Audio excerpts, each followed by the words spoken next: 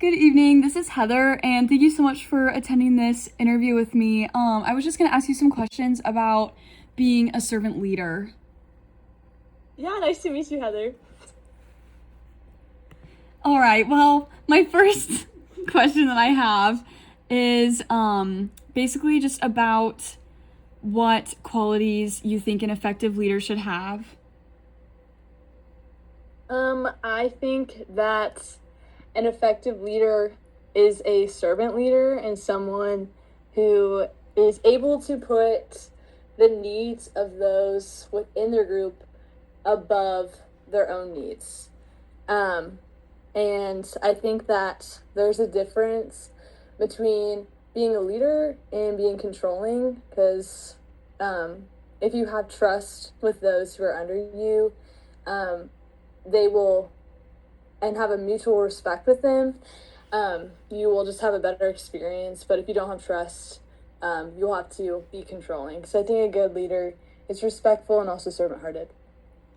Thank you so much. That was such an awesome answer. I did jump in a little too quickly there. What is, would you be able to introduce yourself with your name and like the organization that you work for?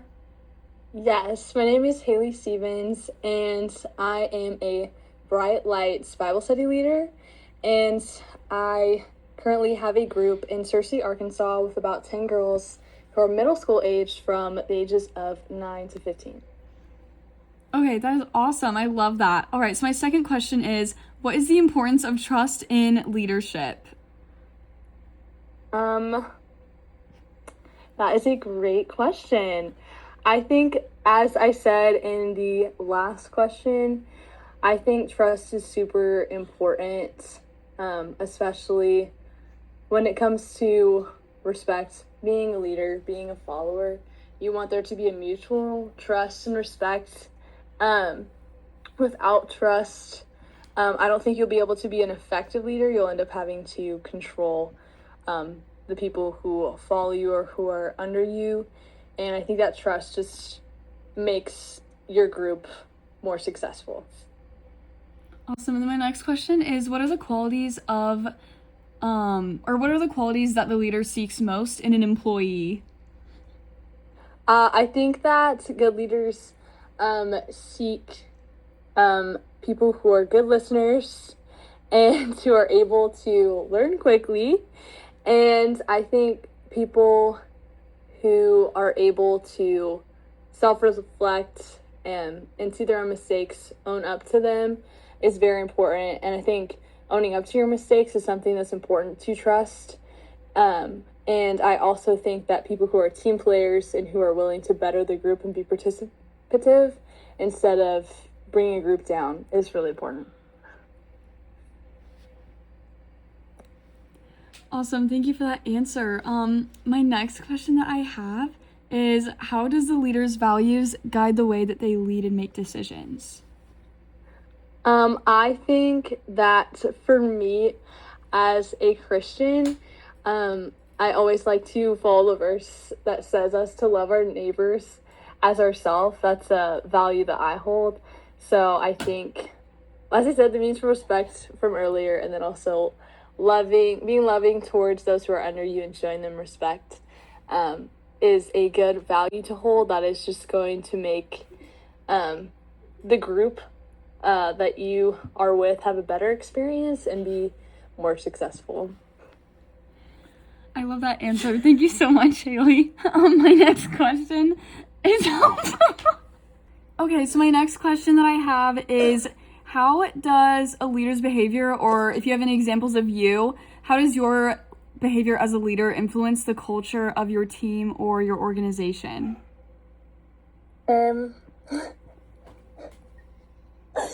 wait, can you say that again? Oh, yeah, no problem. So, how does a leader's behavior influence the culture of their team or their organization? Or how has your behavior influenced the young girls that you teach to at Bright Lights?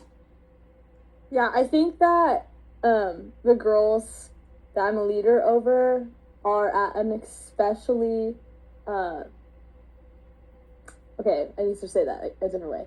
They're at an age where their behaviors are pretty easily moldable, and they really look up to those who are older than them. And so they're going to try to copy what I do, and they're going to take seriously what I say. So I think that reflecting the things that I say with my actions is very important for a leader of young girls and really anybody. So exemplify the characteristics that you preach, I think is really important. That's a great saying. Thank you for sharing that wisdom with me. All right, thank you so much. Let's see. My final question that I have for you is, in what ways can you intentionally develop and mentor others to grow into leadership roles? Yeah, that's a great question. So with Bright Lights, something that we always do at the end of each time is have them split up into prayer groups, and we assign one of the girls to be a leader of that prayer group. And when we first started doing this, a lot of the girls were like, oh, I've never been given a leadership opportunity before.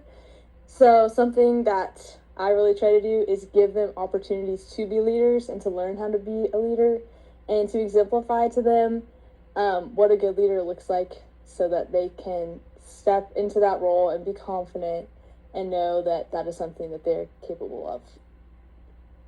Oh my gosh, well, thank you so much, Haley. Those are all the questions I had for you, and I hope that your next Bright Lights meeting goes so amazing. Thanks, Shaw. Oh my